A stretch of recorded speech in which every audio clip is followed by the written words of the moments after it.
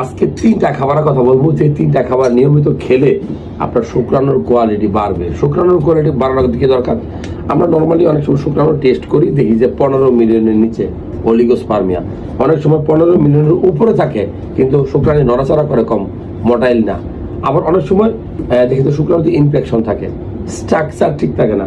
So আপনি যদি পারেন সবসময় এই 3টা খাবার, বিশেষ করে 1টা বা 2টা কলা, এই 2টা বা 3টা খেজুর, তারপরে 1টা বা 2টা ড্রাগন ফল যদি আপনি নিয়মিত খান, তাহলে আপনার শুক্রাণুর কোয়ালিটিটা বাড়বে। কারণ এই খাবারগুলো আপনার শরীরে রক্ত তৈরি করবে, এই খাবারগুলো আপনার শরীরকে স্টেমিনা দিবে, এই খাবারগুলো খেলে আপনার মনে একটা তৃপ্তি আসবে, পরিতৃপ্তি আসবে, টেনশন থেকে দূরে থাকবেন।